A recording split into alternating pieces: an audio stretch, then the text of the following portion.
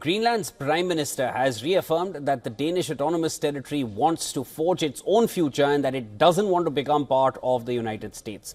His statement comes after US President Donald Trump's comments about taking control of the island, citing international security concerns. Now, Trump, who took office on Monday, set off alarm bells in early January by refusing to rule out military intervention to bring Greenland under US control. While he didn't mention Greenland in his inauguration speech, he was asked about it by reporters in the Oval Office afterwards. Well, Greenland is a wonderful place. We need it for international security.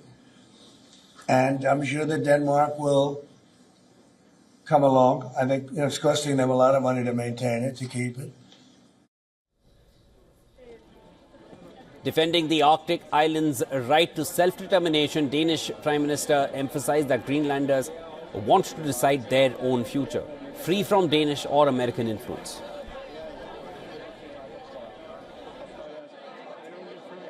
Vi grønlændere. We are Greenlanders. We don't want to be Americans. We don't want to be Danish either. Greenland's future will be decided by Greenland. And I must insist that the future of Greenland will be decided by Greenland.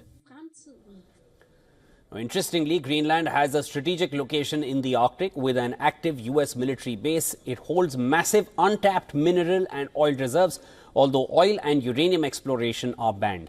Despite this,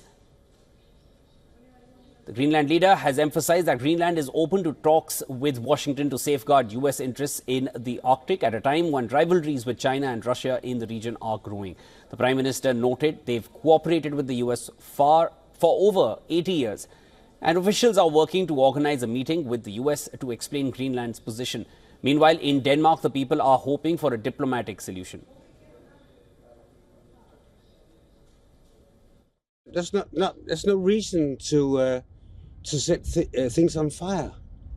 I mean, about Trump, you don't know really what he's thinking, and he's very well. One day he does that, and then a minute later he does another thing. So I think the Danish government is handling the situation correctly this time. It's also people.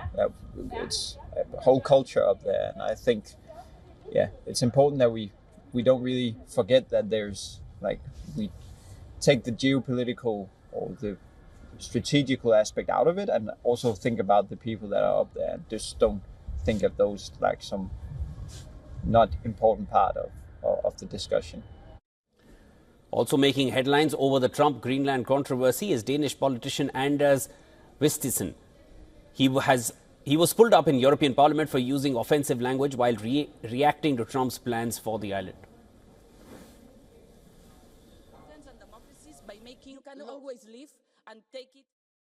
Dear President Trump, listen very carefully. Greenland has been part of the Danish kingdom for 800 years. It's an integrated part of our country. It is not for sale.